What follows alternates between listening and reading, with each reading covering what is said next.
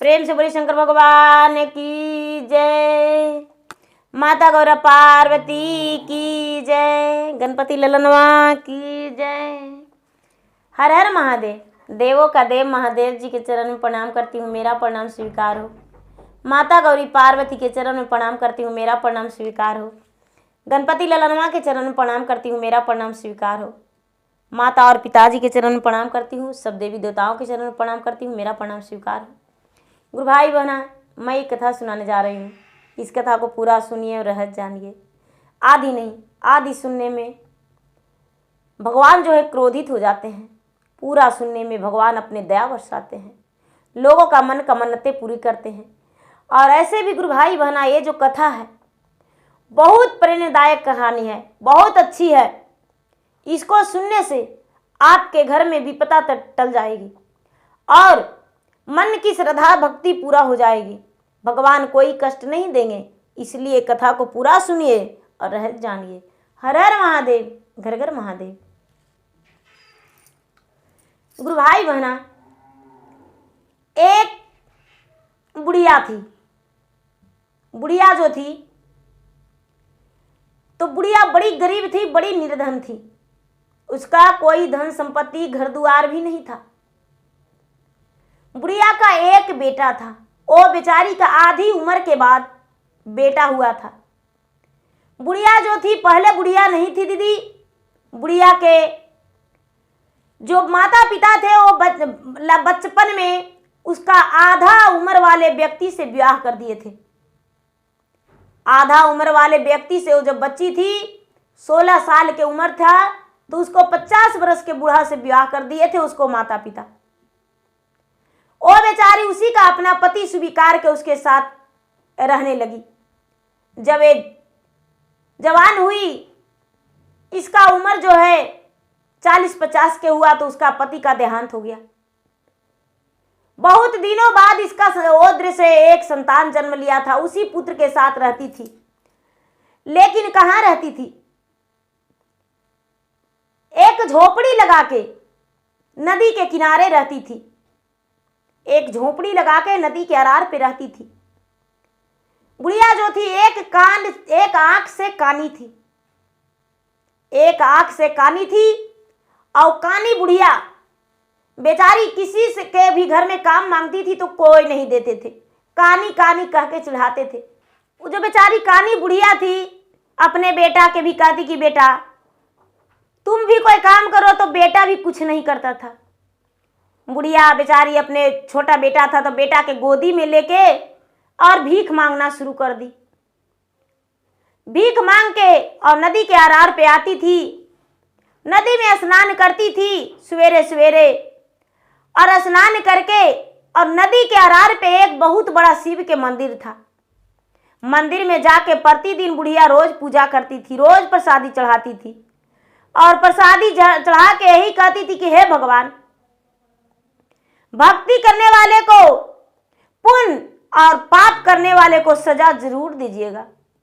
कुछ नहीं मांगती थी भगवान से, इतने कहती थी दीदी कि हे भगवान, जो आपका भक्ति करते हैं उसको पुण्य दीजिएगा, और जो पाप करते हैं उनको सजा दीजिएगा। इतने कह के और वो पूजा करके निकल जाती थी। सब लोग कहते थे कि वाही बुढ़िया भिखारी जरूर है, एक आंख से कानी जरूर है, लेकिन भगवान का भक्ति कभी नहीं छोड़ती है। भगवान के भक्ति करती है। पता नहीं क्या कारण है जो कहती है कि भगवान भक्ति करने वाले को पुण्य और पाप करने वाले को सजा जरूर दीजिएगा। और कुछ मांगती नहीं है।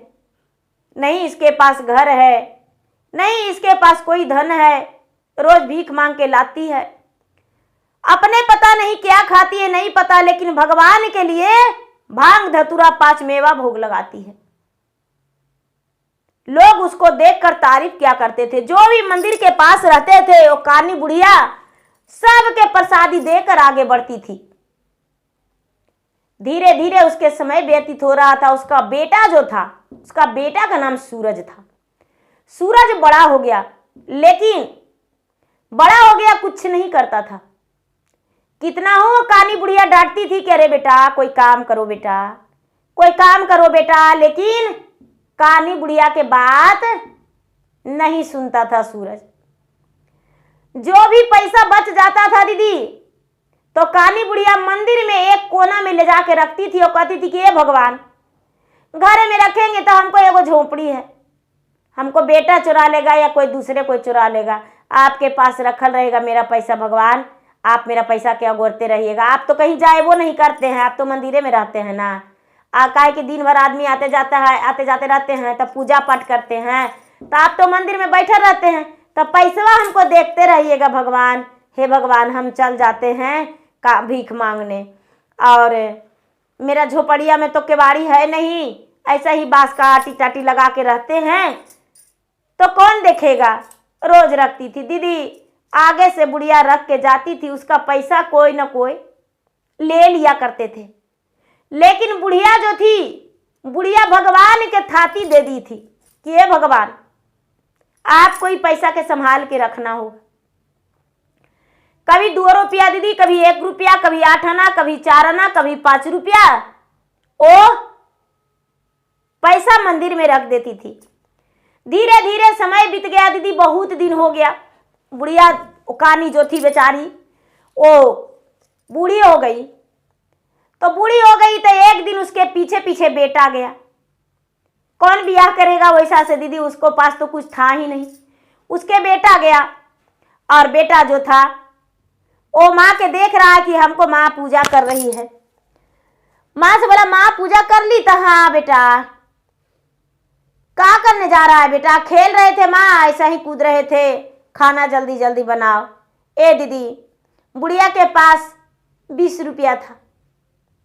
जब 20 रुपया था, किसी राजा का घर में एक पुत्र जन्म लिया था, तो राजा साहब सबको दान बहुत किए थे, तो बुढ़िया को भी वस्त्र दिए थे और 20 रुपया दिए थे। तो बुढ़िया कहती है कि हे महादेव, ये 20 रुपया आज रख रहे हैं, हे भगवान बढ़िया से संभाल के रखिएगा, और सब पैसा जो हम जमा करते हैं वो पैसा रखे ले जा रहे हैं ना, खर्चा तो आप नहीं करेंगे, करेंगे कोची? अरे रोज रोज तो जल दे ही देते हैं हम आपको, भांग धतूरा ला के पीस के दे ही दे देते हैं, और कुछ भी 5 मेवा खिलाइए देते हैं, फल उल चढ़िए जाता है, तो आप करेंगे पैसा कोची? धोती पहनवे नहीं करते हैं, कुर्ता पहनवे नहीं करते हैं, टोपी पहनवे नहीं करते हैं, ऐसी तो पत्थर बन के रहते हैं भगवान, पैसा खर्चा कोची में होगा? लीजिए 20 रुपया है, इसको देखते रहिएगा। ए दीदी, कानी बुढ़िया के बेटा जो है दीदी सुन रहा था, कानी बुढ़िया के बेटा सुन रहा था कि अरे हमको माँ मंदिर में पैसा रख रही है, एक ही हो गया। और एक देखिए भगवान का महिमा, भगवान किससे क्या करवा देते हैं। जो कानी बुढ़िया थी निकल गई, घरे गई, और घरे जाके खाना बनाई, प्रसादी के लिए खोज रही कि अरे मेरा बेटा यहीं पर था, कहाँ चल गया, कहाँ चल गया। बेटा छुप गया था, दुबक गया था। अब घर गई कानी बुढ़िया, जाके भोजन बनाई, बेटा झट से मंदिर में हेल गया दीदी, और बेटा मंदिर में हेल के और पैसा वही 20 रुपया खोजने लगा। हमको माँ कहाँ रखी थी, लेकिन एक कोना में रख देती थी। भगवान कहाँ पैसा के पहरेदारी करते, भगवान भला किसी को पहरेदारी किए हैं जो उसका पहरेदारी करते। अब ये गया सूरज, 20 रुपया उठा लिया और झट से अपना पैंट के पैकेट में रख लिया दीदी। भैया पैकेट में रख के अपना माँ के पास आया और बोला, माँ खाना बनाई? ए बेटा, खाना तो चढ़ावे किए हैं, अभी मंदिर से आ रहे हैं, खाना चढ़ाए बेटा? ठीक है बैठो, बन जाएगा। अब क्या बनाती थी बेचारी, जो भी रहता था रूखी सूखी बना के अपना बेटा को खिला देती थी, और खिला के और भीख मांगने चल जाती थी। वो भीख मांगने चल गई। अब इसका बेटा है, वो सोच रहा है कि हम चले बाजार, हम बाजार चले, मेरे पास 20 रुपया है, बाजार में गुपचुप खाएंगे, चाट बिकता है चाट खाएंगे, बढ़िया बढ़िया चीज खाएंगे, 2 रुपया में तो मेरा पेट भर जाएगा। 20 रुपया मेरे पास है, 20 रुपया लेके जा रहा है दीदी चलते चलते। रास्ता में एक भिखारिन थी, और बेचारी घोलटा घोलटा के रो रही है कि हे भगवान, हमको उठा लेते तो अच्छा रहता। हे भगवान, हमको भूखा आज प्राण निकल जा रहा है। हे भगवान, कोई तो मेरा रक्षा कीजिए। सूरज गया से वो बूढ़ी माँ के हाथ पकड़ के उठा लिया। माता जी क्या हुआ? बेटा क्या बताऊं, भूख के मारे मेरा आत्मा बह रहा है बेटा, मेरा पेट में एक भी अन्न नहीं है। क्या माता जी आपका कोई बेटा बेटी नहीं है, बहू? अरे बेटा, मेरा बेटा बहू तो बड़े बड़े राजा महाराजा हैं, लेकिन भरा मुझ बुढ़िया पर कौन ध्यान देगा बेटा? बेटा मेरा भूखा प्यासा आत्मा कलट रहा है। ये दीदी, वो बच्चा पूछता है कि माँ जी आप क्या खाएंगे, क्या खाएंगे दादी माँ? वो बुढ़िया बोली बेटा तू किसी घर से चावल लाके और मुझे खीर बना के दे दो, हम खीर खाएंगे बेटा। ए माँ, दादी माँ, हम अवश्य ही आपके लिए खीर बनाकर आपको खिलाएंगे। ए दीदी, वहां पर एक छोटा सा ग्वाला का गांव था। ग्वाला के घर गया वो सूरज और जाके दुकान से थोड़ी सी चावल और थोड़ी सी चीनी लिया और ग्वालिन को बोला, हे दीदी जी, क्या आप मेरे चीनी और चावल को खीर बना देंगे? ग्वालिन बोलती है बेटा तुम कौन हो, मुझे खीर बनाने को कह रहे हो? क्या बताऊं, मुझसे पैसा ले लीजिए, आप भी खा लीजिएगा। देखिए मैं 1 केजी चावल लेकर आया हूं, 1 केजी चीनी भी लेकर आया हूं, आप भी खा लीजिएगा, लेकिन मुझे बनाकर दे दीजिए। ग्वालिन बोली बेटा हम बनाकर दे देते हैं। ग्वालिन बड़े प्रेम से बनाकर और उसे दे दी। सूरज केले के पत्ते पे ले लिया खीर, बुढ़िया के पास चला गया। बुढ़िया आस देख रही थी, मिट्टी का चुक्के में पानी, केले के पत्ते पे खीर लेकर बुढ़िया के पास चल गया। अब बुढ़िया को खीर खिला दिया, बुढ़िया भरपेट खीर खा ली। बुढ़िया बे बोलती है सुखी रहो बेटा, दूधो नहाओ पूतो फलो, तेरा जीवन में कोई अंधकार नहीं आए, तुम्हारा जीवन में खुशियां ही खुशियां भरा रहे, तुम कभी दूसरे को परासरे नहीं रहो। हे भगवान, मैं तुम्हें क्या क्या वरदान दूं? आज मेरा कई दिनों के बाद अन्न मिला है और मैं उसे खाकर आनंद हो गया हूं। हे भगवान, युगों युग से मैं खीर खाने को आस देख रही थी, अब मुझे जगह लगा दे भगवान। ये जो सूरज है वो कहता है कि माता जी क्या आप मेरे घर चलेंगे? वो बुढ़िया बोले नहीं बेटा, हम तुम्हारे घर नहीं जाएंगे। इसके पास 10 रुपया बच रहा था दीदी, 10 रुपया खर्च कर दिया था। आगे बढ़ा वो बूढ़ी माता को कहता है कि मेरे घर चलेंगे, तो जाने को तैयार नहीं हुए। आगे बढ़ा सूरज दीदी, तो 4 गो जल्लाद मिल के और एगो सर्प को ये अनथाइये लाठी मार रहे थे, सर्प को मार रहे थे। सूरज देखा सो बोला अरे भैया आप क्या कर रहे हैं? बोले अरे रे रे क्या कर रहे हैं, तुमको भी पिटाना है का? देखो ये जंगल है, जंगल में इतना बड़ा सर्प खड़ा होता है तो डर लगता है, इतना बड़ा फान छोड़ता है, इसको मार डालेंगे। कई लाठी तो इसे मारे हैं, मर ही नहीं रहा है, मरने का नाम ही नहीं ले रहा है। सूरज कहता अरे भाई सर्प तुम्हें काटा तो नहीं ना? बोला नहीं। अब बताओ सर्प नहीं काटा तो निर्दोष है, मर जाने के बाद तुम्हें काट लेगा और तुम भी मर जाओगे, इसलिए उसे छोड़ दो। सूरज को बात सुनकर चारों जल्लाद कहते हैं कि क्या है तुम्हारा पिता है जो छुड़वा रहे हो? सूरज बोला नहीं मेरे पिता नहीं है, ए नागराज महाराज भगवान है, भोलेनाथ का भक्त है, गले में रहने वाला। सूरज बोला कि अच्छा ऐसा तो हाँ।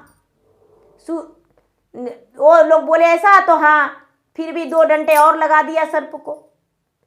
ए दीदी जब 2 डंडा और लगा दिया तो सूरज कहता है कि अच्छा अच्छा, एक लालच देंगे, मेरे पास 10 रुपया है, बोलेंगे 2-2 रुपया सबके दे देंगे, सब छोड़ देगा। दूध बोला देखो भाई मेरे पास 10 रुपया है, 10 रुपया में तुम लोग बांट लो और सर्प को छोड़ दो। ए दीदी 2-2 रुपया के नाम सुन के 5 जल्लाद छोड़ दिया, एक को नहीं मारपीट किया। और गुरु भैया जो सर्प है वो कहता है हम तुम्हें डांसेंगे, उसका पैर पूरा अपने शरीर से जकड़ लिया और उसके कंधे पे अपना फान छोड़ के कहता है हम तुम्हारा प्राण अब नहीं छोड़ेंगे, तुम्हें डांस लेंगे। सूरज रिगरिगाने लगा और कहने लगा भाई हम तो तुम्हारा प्राण बचाए हैं, मेरे पास सिर्फ 10 रुपया था और उस 10 रुपया हम इन लोगों को दान करके और तुम्हारा प्राण बचाए। सर्प बोलता है वो तुम्हारा धर्म था, वो तूने किया, जो मेरा फर्ज है वही हम करेंगे। तो सर्प बोलता है ऐसे भी भाई इस दुनिया में मेरा पूछ कहाँ है, मेरा क्या मान्यता है, मुझे डांस लो भाई, मुझे मुक्ति मिल जाएगा। अच्छा है जब भगवान को बुलावा आ जाता है तो भला कौन रोकते हैं लोग, इसलिए तुम मेरा प्राण को हरण करके ले चलो यमलोक। तुम सर्प नहीं है, इसको मतलब तुम यमराज हो। इतना कहते ही नाग जो है अपने शरीर से उसका पांव जकड़ा हुआ था छोड़ दिया और छोड़ के और नीचे जमीन पर आकर और सूरज से कहता है कि ये भाई तुम मेरे साथ चलो, हम जहां जाएंगे वहां तुम मेरे साथ चलो। सूरज जो था पीछे पीछे लग गया, सर्प आगे आगे चल रहा था। चलते चलते चलते चलते एक बहुत बड़ा झाड़ी था, झाड़ी के पास गया। सर्प कहता है कि देखो भाई हम आगे आगे जा रहे हैं, तुम पीछे से चलना। अच्छा कैसे जाएंगे, अरे तुम्हारा तो छोटा सा बिल है उसमें घुस जाओगे। बोले नहीं भाई लात मार देना, समझ में आ जाएगा। सर्प जो था आगे आगे घुसा और सूरज लात मार दिया, बड़ा सा दरवाजा वहां खुल गया और पीछे पीछे वो चला गया। जब पीछे पीछे चला गया तो जाते जाते अंदर गया है तो देखता है सीढ़ी लगा हुआ है, कितना सुंदर घर बना हुआ है नीचे नाग लोग। अब वहां जो नागदेव थे उनके पिता विराजमान थे सिंहासन पे। अब मनुष्यों को देखकर पूरा जोर से अपना मुख खोलकर कहते हैं तुम्हारा प्राण को हरण कर लेंगे, तुम्हें जीते जी अपना पेट में ले आएंगे, भोजन कर लेंगे। ये बात सुनकर नाग बोलता है हे पिताजी मेरे और पहले एक बार देख लीजिए, ये मानव जरूर है लेकिन मेरा प्राणों को रक्षा किया है। मेरा शरीर पे देखिए जख्म, 5 व्यक्ति ने मेरा प्राण ले रहे थे, मुझे डंडे से चूर रहे थे, लेकिन पता नहीं ये कौन, इसे हम तो नहीं जानते, लेकिन इन्होंने मेरा प्राण को रक्षा किया। इसके पास 10 रुपया था, 10 रुपया उन जल्लाद को देकर मेरा प्राण बचा लिया, इसीलिए हम चाहते हैं कि आप इसे कोई इनाम दे। नागराज है कहते हैं कि अच्छा ऐसा बात, तो हाँ अब कोई बात नहीं, तुम्हारा माता जो है वो आएगी तभी कुछ हो सकता है, लेकिन हाँ सबसे पहले दूध का धारा बह रहा है, उस धारे में जाकर स्नान कर लो। नागराज स्नान किए, सूरज से बोले कि देखो तुम भी जाकर स्नान कर लो। सूरज भी जाकर स्नान, जब डूबी लगाया तो देखता है कि वहां नाच मुजरा सब हो रहा है। देखकर तो चकित हो गया, बहुत चक्की रह गया। स्नान करके आया, नागराज जो थे नागेश्वर वो कहते हैं क्या स्नान कर लिया, तो हाँ महाराज स्नान कर लिए। कैसा लगा, बहुत अच्छा लगा। उसमें तो लग रहा था कि सभी देवी देवताओं का आसन लगा हुआ था, नाच मुजरा शुरू था, लोग सत्संग कर रहे थे। नागेश्वर बोले ठीक है पुत्र अब बैठ जाओ। बहुत सारे नाग आए और बहुत सारे नाग आकर चौबगल बैठ गए। अब सूरज को दिल धड़कन बढ़ गया था, अब इसका दिल धड़कने लगा था इतना जोर से कि जैसे लग रहा था कि इसके सीने में ट्रेन चल रहा है। डर के मारे इसका जी घबरा रहा था। हे भगवान, अब मेरा प्राण बचने वाला नहीं है, अब मेरा प्राण नहीं बचेगा। एक तो मुझे छोड़ दिया, दू छोड़ दिया, लेकिन हजारों नाग यहां पर आ गया है। पता नहीं किसके मन में क्या चल रहा होगा। अब तो ऊपर वाला ही बचा सकते हैं। याद करता है कि हे बूढ़ी माता, आप तो जानते हैं ना कि हम निर्दोष है। आपको तो पता है ना, आप भूखे तड़प रहे थे ना, पर मैं आपको सच्चे मन से दूसरे के घर जाकर, ग्वाला के घर खीर बनाकर लाकर खिलाए। हे भगवान, आप तो जानते हैं मेरी माँ आपको भक्ति करती है, पूजा करती है, पर अब कब कम देंगे भगवान, मेरा मदद कीजिए ना। दीदी सबको याद कर रहा है सूरज। अब ये खोए हुए हैं और वहां नागेश्वर पूरा सबको कह रहे हैं कि भाई इस बच्चा को कुछ देना चाहिए, ये पृथ्वी लोक का है, मनुष्य। सब नाग अपने में विचार करके कहते हैं कि एक कुछ ऐसा देंगे जिसमें जन्मों जन्मांतर तक इसको याद रहेगा। कुछ नहीं सुन रहा है दीदी, अपना भगवान को ध्यान लगाए बैठे हुए है, अपना माता को याद कर रहा है कि माता आज ही भर तुम्हारा पुत्र है, अब मेरा प्राण जाने वाला है, अब नागदास लेगा। माँ इतना बड़ा हो गए, कभी कमा कर तुम्हें नहीं खिलाए माँ। दीदी अब क्या होता है, ये जो सब लोग हैं नागेश्वर सब जुटे हुए हैं, फिर क्या हो, कहने लगे कि अरे कोई वर मांगो। सूरज कहता है कि वर क्या मांगू भगवान, मेरा जीवन यदि यहाँ से सफल कुशल पूर्वक चल जाता है तो उससे ज्यादा वर मेरे लिए कुछ नहीं है। कहते हैं कुछ तो मांगो।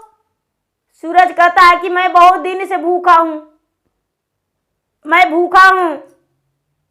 मेरा माँ जो है खाना बना रही थी पर हम खाए नहीं, दिन बीत गया, रात भी बीत गया, इसलिए कुछ खाना हमको दे दीजिए। ए दीदी, ये बात सुनकर नागदेव कहते हैं कि यहाँ क्या खाओगे बताओ। कहता है कि हम चोखा भात खाएंगे, चटनी भात खाएंगे, हमको माँ चोखा भात और चटनी भात बनाती है ज्यादा। नागदेव कहते हैं ठीक है, हे भगवान इसके लिए चोखा और चटनी खाना में आ जाता और चावल तो अच्छा था। सोनू के सामने चोखा चटनी चावल आ गया, चोखा चटनी दोनों, हम तो एक ही मांगे थे, खाली चोखा या चटनी। नागदेव से कहता है कि हे नागदेव, आपका जुठाया हुआ तो भोजन नहीं ना है जिसमें मैं मर जाऊंगा। नागराज कहते हैं नहीं, बेझिझक खाओ। खाना खा लिया सूरज, खाना खाकर बैठ गया तो कहते हैं फिर से भगवान की कोई वर मांगो। कहता है क्या मांगे। इतना ही में नागदेव के हाथ में अंगूठी था, अंगूठी में बड़ा झिलमिलाहट अजीब तरह के लाइट था। इसको लाइट एकदम रोशनी की तरह पसंद आ गया। कहता है महाराज आपका हाथ में जो उंगली में अंगूठी है यदि मुझे दे देते तो पृथ्वी पर हम जाते तो हम सबको बतलाते। कहते अरे अरे अरे तो बहुत बड़ा चीज मांग लिया, ये अंगूठी कैसे दे सकते हैं। नहीं महाराज ये अंगूठी हमको दे दीजिए, हम कुछ नहीं लेंगे। कहने लगे कि इस अंगूठी के बारे में कुछ जानते हो। बोले कि नहीं, अंगूठी है हाथ में पहनने के लिए है। कहते हैं कि देखो अंगूठी के बारे में ये है कि अंगूठी तुम रखोगे तो गाय का गोबर से 1.25 हाथ नाप के जमीन लीप के इस अंगूठी के रख दोगे और कहोगे कि हे नागराज का अंगूठी मेरे लिए खाना आ जाए तो खाना आ जाएगा, हे नागराज का अंगूठी मेरे लिए पैसा आ जाए तो पैसा आ जाएगा, हे नागराज की अंगूठी यहाँ पर खूब सुंदर सा महल बन जाए तो महल बन जाएगा, कोई कमी नहीं रहेगा। बोले ऐसा तो हाँ। अब सूरज कहता है तनिक भी देर नहीं कीजिए महाराज, हमको जल्दी से अंगूठी चाहिए तो चाहिए। इसका दिल में पूरा हलचल होने लगा। अब शंकर भगवान नागराज जो थे दे दिए इसको अंगूठी। जब अंगूठी दे दिए दीदी तो वहां से कहता है कि अब हम जाएं कैसे। आए थे तो उनके साथ नाग देवता के साथ, लेकिन जाएंगे कैसे? पूरे नाग मिलकर बोले कि भाई जो इसे वापस अंदर लाया है उसे वापस छोड़ दो। वापस छोड़ने गया वही नाग जो बचाया था, जिसका प्राण, बाहर छोड़ दिया और बोला कि देखो भाई, ये अंगूठी किसी को मत देना, जहां तक तुम्हारा पत्नी भी रहेगी उसे भी तुम मत देना। बोला ठीक है, और इस अंगूठी के बारे में रहस्य किसी को मत बताना, यदि रहस्य बता दोगे तो तुम्हारा प्राण चल जाएगा। बोले ठीक है, नहीं बताएंगे। सूरज अपना घर गया। दूसरा दिन बीत चुका था, शाम हो चुका था। माँ देखी तो अपना बेटे को लिपट के सीने में लग गई और कहती है कि बेटा कहाँ चला गया था? हम तो ढूंढते ढूंढते परेशान हैं, खाना खा लो। बोला माँ क्या बनाई हो?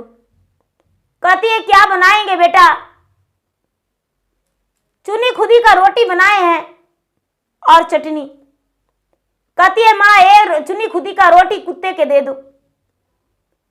अरे बेटा खाएंगे क्या? माँ देकर तो देखो।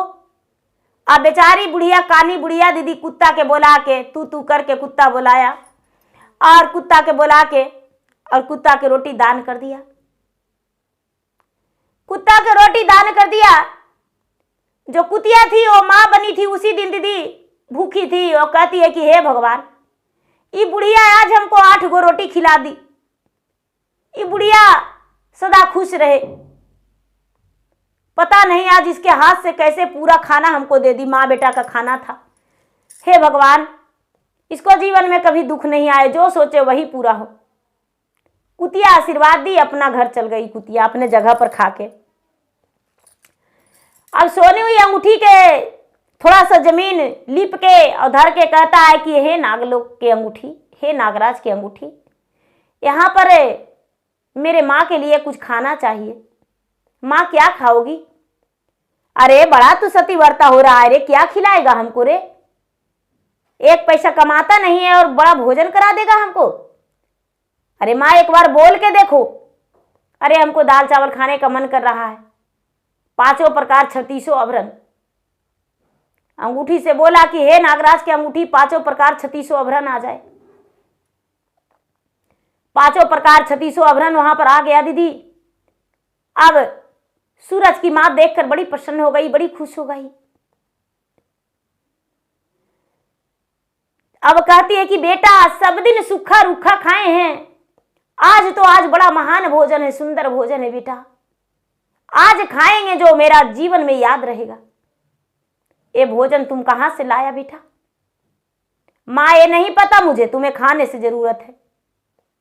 अब बुढ़िया खाई, कानी बुढ़िया दीदी, अब खानी बुढ़िया खा के और सो गई बिस्तर पर, नदी के अरार पे सो गई। अब नदी के अरार से थोड़ा हट के, ढेर दूर हट के दीदी परीत खेत में जाके और गाय के गोबर से सोनू लिप दिया जगह को, और लिप के कहता है कि हे भगवान, हे नागराज की अंगूठी, यहां पर मेरे लिए खूब सुंदर 2 तल्ला मकान बन जाए। तो उसका 2 तल्ला मकान बन गया। बाग फुलवाड़ी लग जाए तो बाग फुलवाड़ी लग गया। एक छोटा सा तालाब हो जाता तो तालाब भी हो गया। भगवान के मंदिर भी यहां पर अलग मेरे माँ के लिए बन जाता तो बन गया। अब बुढ़िया जो थी, बुढ़िया झोपड़ी में सोई हुई थी तो कहता है कि मेरे माँ को भी इसी महल में चाहिए, मेरी माँ इसी महल में सोवेल रहे। तो बुढ़िया के भगवान उसे वहां पर कर दिए, बिस्तर पर सुला दिए। बुढ़िया का आँख खुला, सवेरे देखती है बुढ़िया कि अरे हम कहाँ सोवल हैं। बेटा बोला कहाँ है माँ? अरे बेटा हमको समझ में नहीं आ रहा है, हम कहाँ हैं? बेटा बोला माँ तुम अपना घर में हो। अरे बेटा ये मेरा घर नहीं है। बाहर निकली तो अरे झोपड़ी मेरा था।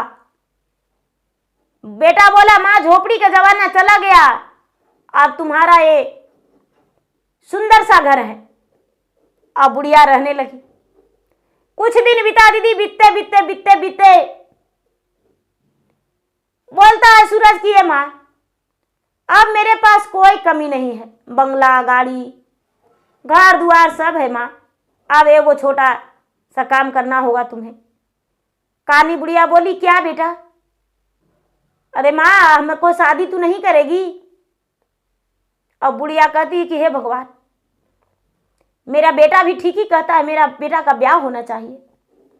बेटा किससे कहूं, कैसे तुम्हारा ब्याह होगा? बोले देखो माँ, यहां जो राजा है, राजा के एक बेटी है बड़ी सुंदर, उसको हम देखे हैं, इसीलिए माँ राजा के घर जाओ तुम, रिश्ता लेके बोलना कि हम अपना बेटा से तुम्हारा बेटी का ब्याह करेंगे। दीदी बुढ़िया कहती है कि ये बेटा, मेरा टांगे तोड़वाने वाला मन है का तुमको? हमको मरवाइए देगा तुम? माँ हम तुमको नहीं मरवा देंगे, जाकर राजा से मांगो रिश्ता। बुढ़िया जाकर बोली राजा से कि ये राजा साहब, अपना बेटी के ब्याह नहीं करिएगा? राजा कहते अरे भिख मंगनिया, काने बुढ़िया, तुम आई हो मेरा बेटी की रिश्ता करवाने, कहाँ लड़का देखी हो मेरे बेटी के लिए? कानी बुढ़िया बोली कि ये राजा साहब, हमको बेटा से सुंदर कौन होगा? अरे मांगती हो भीख और करती हो फुटानी, मेरा बेटी से रिश्ता होगा तुम्हारा बेटा के? वाह! तुरंत अपने नौकर से बोलवा के बुढ़िया के गोड़ हाथ बंधवा के दीदी और पूरा पिटवाई, हरी हरी बांस कटवा के उसको कमानी चिरवा के और बुढ़िया के शरीर पर थुरवा दी। बुढ़िया के पराने समझिए निकल गया दीदी, तो बुढ़िया को फेंकवा दी। राजा फेंकवा दिए कि इसे चील कौआ खाएगा, चील कौआ खाएगा। जल्लाद लोग फेंक दिए दीदी मार पीट के। सोनू सांझ हो गया तो सूरज सांझ हो गया दीदी, तो खोजने लगा, मेरा माँ नहीं आई, मेरा माँ नहीं आई। खोजते खोजते सचमुच में कौआ चील उसके माँ के शरीर पे लगा हुआ था। चला गया तो कहता है कि अरे मेरा माँ तो मोटे ताजे होके मर गई है, आखिर ऐसा हाल किसने किया होगा? तुरंत ही अंगूठी को सवा हाथ जमीन लीप के कहता है कि हे नागलोक का अंगूठी, नागराज का अंगूठी, मेरा माँ का जिंदा कर दो। अब उसको माँ जो थी जिंदा हो गई। कहती है बेटा हम यहाँ पर कैसे, हमको तो राजा पिटवा रहे थे, हमें कोई मार उड़ तो है ही नहीं है, मेरा हाथ पांव सब टूट गया था, मेरा सर भी फट गया था। सूरज कहता है कि माँ अब फिर तुम राज दरबार में जाओ। फिर बुढ़िया राज दरबार में गई, राजा से बोली। राजा कहते हैं कि ऐसे नहीं, अग्नि के चिता लगवा के, लकड़ी के चिता चलवा के, अग्नि के चिता लगा के जला के लकड़ी का सारा बुझवा दो और अग्नि जला दो, उसी में बुढ़िया के डाल दो। ए दीदी, जल्लाद जो थे लकड़ी सूखल लकड़ी काट के चिता सजा दिए, अब बुढ़िया के उसी में डाल के अग्नि जला दिए। बुढ़िया छटपटा जल गई, छटपटा जल गई। अब क्या होता है, बेटा जो है खोजने लगा, मेरा माँ नहीं आई, मेरा माँ नहीं आई। लोग बताए कि अरे तुम्हारा माँ कैसे आएंगे? राजा साहब जल्लाद को बोले जला देने के लिए, तो जल्लाद तो जला दिया। अब बेटा जो है छटपटाने लगा, कहां पर चला है दीदी? वहां पर पहुंचा तो माँ के 3 हड्डी मिल गया, 3 हड्डी मिल गया दीदी। तीनों हड्डी को जमा कर दिया और कहता है नागराज से, अंगूठी से कि हे अंगूठी नागराज का, मेरा माँ को बचा दो, नहीं तो अपना प्राण त्याग देंगे। इस अंगूठी को रखने से क्या फायदा? ए दीदी, तुरंत नागराज सहायता हो गए और माँ उसका जीवित हो गई। बेटा कहता है कि माँ फिर से तुम राज दरबार जाओ।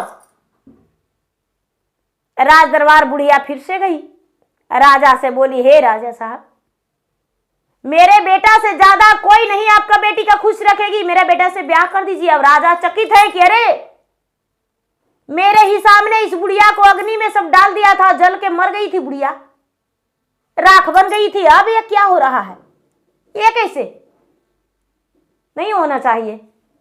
बुढ़िया से राजा पूछे कि अरे तुम्हें तो हम जला दिए थे, जीवित कैसे हो? बुढ़िया बोली आप नहीं जानते हैं महाराज, मेरा बेटा जो है भगवान है। मेरा बेटा कहता है हे भगवान, मेरा माता जिंदा हो जाए, तो मेरा माता जिंदा हो जाती है, हम जिंदा हो जाते हैं, चलिए मेरा घर देखिए। गुरु भाई बहना, राजा घोड़े सवार होकर बुढ़िया पीछे पीछे, राजा आगे आगे अपना घर ले गई बुढ़िया। राजा घर देखकर सूरज का तो चकित हो गई कि अरे तुम तो एक भिखारन थी। हाँ महाराज, हम भिखारन थे, लेकिन आज हम भिखारन नहीं हैं। देखकर राजा तुरंत बोले कि अपना बेटी से ब्याह करेंगे। अच्छा है, हम अपना बेटी से ब्याह करेंगे। रिश्ता पक्की हो गया, दिन भी बैठ गया। राजा का बेटी का ब्याह सूरज से हो गया। अब सूरज की पत्नी वहां रानी बन के रहने लगी सूरज के साथ। जब सूरज के साथ रहने लगी तो जब भी सूरज की पत्नी अपना मायका जाती तो बहुत सारी गहना पहन के जाती, बहुत सारी गहना, अच्छे अच्छे कपड़ा पहन के जाती। वहां जो मंत्री थे सूरज के ससुराल में, सूरज के ससुराल में जो मंत्री थे, वो मंत्री बड़ी चतुर थे। वो बोले कि ये राजा साहब, आपका बेटी बड़ी गहना पहन के आती है, ये गहना का रहस्य क्या है? जब भी आती है तो यहाँ खोल के जाती है, अपने माँ को गहना देकर जाती है, अपने भौजाई को देकर जाती है, फिर वहां से पहन के नया आती है, बढ़िया बढ़िया कपड़ा पहन के आती है। आखिर उसका पति क्या करते हैं? ए दीदी, मंत्री जो था चुगलखोर लग गया। राजा साहब अपने बेटी से पूछने लगे, बेटी जो थी अपने पति से पूछने लगी कि हे स्वामीनाथ, आप कौन सा काम करते हैं जी, इतना अच्छा खाना, इतना अच्छा कपड़ा, इतना सुखी जीवन बिता रहे हैं, हमें भी बताइए, कहीं जाते भी नहीं है। अब सूरज बोला कि भाई हम कुछ नहीं बता सकते, मेरे पास कोई ऐसा नहीं है। भगवान की भक्ति, मेरा माँ भक्ति किया करती थी। नहीं, ऐसा बात नहीं है। यदि आप मुझे सच नहीं बताएंगे तो अपना प्राण त्याग देंगे। आप सच बताइए। सूरज के हाथ पकड़ के अपने सर पे रख के और सच उगलवा ली। सूरज सच बता दिया। अब सूरज की पत्नी अपने पिता से बताई, उसके पिता अपने मंत्री से। मंत्री सोचा कि अरे कुछ तो मुझे करना पड़ेगा, उस अंगूठी हम ले लेंगे, सूरज को मार डालेंगे। ए दीदी, मंत्री लालची उसके घर में चला गया और सूरज से बोला कि ये भाई चलो शिकार करने, हम तुम्हारे साथ शिकार करेंगे। सूरज और मंत्री दोनों शिकार पर चले गए। सूरज जो था शुद्ध शाकाहारी था, कोई शिकार नहीं करता था, भोजन मांसाहारी नहीं करता था, चुपचाप वन में घूम रहा था। ये जो मंत्री था, मंत्री तीर कमान साधा और सूरज पे चला दिया। सूरज का सीने में लग गया। सूरज कहता है, ये मंत्री जी अच्छा नहीं किए, अच्छा नहीं किए, आपने मेरा सीने में तीर मार दिए, मेरा प्राण तड़प रहा है, मेरा प्राण तड़प रहा है। जब सूरज जमीन पे गिर गया दीदी, तो मंत्री झट से उसका हाथ से अंगूठी ले लिया। बेबस था सूरज। मंत्री अंगूठी लेकर और चुपचाप वहां से भाग गया और जाके उसकी पत्नी से बोला कि अरे अब यहां क्या कर रही हो, तेरा पति तो मारा गया, बाघ शेर मार दिया। कहती है कि नहीं, मेरे पति को बाघ शेर नहीं मारा होगा, आपने शिकार करने के लिए ले गए थे, मेरे पति चाहिए। रोग आके तो रह गई दीदी। अब जो है वही सर्प फिर से आया। मंत्री जो था, मंत्री अपना घर चला गया और सुखी जीवन बिताने लगा। उस अंगूठी से धनो धन पूरा बना लिया। हे नागराज की अंगूठी, ये चीज मेरा हो जाए, ऊंची हो जाए।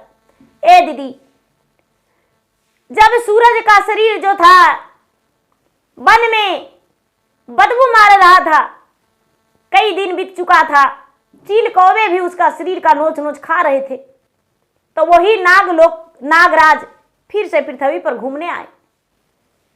सूरज का मुखड़ा देखकर उसका आंखों में देखते हैं कि आखिर इसके साथ क्या हुआ है। उसका आंखों में दिख रहा है कि इसके साथ किसी ने तीर से मार डाला है। वो सर्प जो था तुरंत वापस गया नागलोक और अपने पिता से बोला, पिताजी मेरे प्राण बचाने वाले आज उसका शरीर को चील कौआ नोच खा रहा है। अब नागराज बड़े दुखी हो गए और देखने लगे अपने आत्मशक्ति से। कहते हैं कि वो तो उसका पत्नी का पिता के घर जो मंत्री रहता था उन्होंने ही इसका अंगूठी चुरा लिया है, उसी ने प्राण लिया है। सर्प कहता है कि पिताजी हम उसके घर जाएंगे, उसके घर जाएंगे। सर्प जो था दीदी कहते हैं कि काल नहीं छीने छत्र रघुवंशी। सर्प चला गया मंत्री के घर। मंत्री गहरा नींद में सोया हुआ था। आज जब सोया हुआ था दीदी तो जाके सर्प उसका कान के कनपट्टी में डस लिया। मंत्री जो था बिलट बिलट के मर गया। उसका हाथ का अंगूठी अपने मुख से शिरोर के निकाल लिया और मुख में ले लिया दीदी, मुख में ले लिया। और सर्प वहां से दौड़ता भागता जंगल में आ गया। जंगल में आ गया और आके सूरज के पास आके कहता है कि हे नागराज की अंगूठी, इसका जीवन दान दे दो। इसका तो मौत भी नहीं था लेकिन फिर भी ये कैसे मर गया, इसका जीवन दान दे दो। सूरज का जीवन दान मिल गया। उसके हाथों में उंगलियां में अंगूठी पहना दिया। अब तो वो जीवित हो गया, नागराज की कृपा से जीवित हो गया। अब देखता है कि अरे हम तो वन में हैं, मेरा पत्नी कैसा होगी। वहां से उठा और सर्पराज को धन्यवाद किया। सर्प जो थे अपने नागलोक चले गए और सूरज अपने पत्नी के पास आ गया। पत्नी जो थी उसके हाथों में चूड़ी नहीं, मांग में सिंदूर नहीं, लीलार में बिंदिया नहीं, पाँव में पायल नहीं, गले में हार नहीं। ये सब देखकर सूरज दंग रह गया।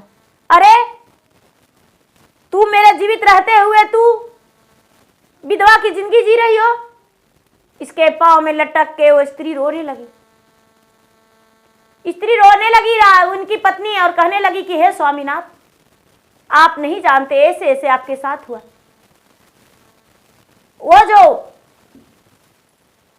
सूरज था वो अपने पत्नी से बोला कि अरे प्राण प्रिय, तुम नहीं जानती हो, तेरा ही बात मेरा प्राण लिया और तू विधवा बन गई थी। तूने जबरदस्ती मुझसे पूछी और मैं तुम्हें बताया, और तूने शायद किसी से बताया होगा, बोला अपने पिता से, तुम्हारे पिता मंत्री से बताएं, इस अंगूठी के कारण ये सब हुआ। क्योंकि मंत्री मर गया था, वो सूरज की पत्नी का पता चल गया, सूरज भी जान गया। अब दीदी जो सूरज की पत्नी थी अपना मायका त्याग दी। जो अंधी कानी बुढ़िया थी वो भी स्वर्गवास कर गई। सूरज के समय बीतने पर 2-3 बच्चे भी हो गए। सूरज और सूरज की पत्नी अपना सुखी जीवन बिताने लगे। इनका जीवन में कोई दुख नहीं आया और सुखी खुशहाली जीवन बिताए।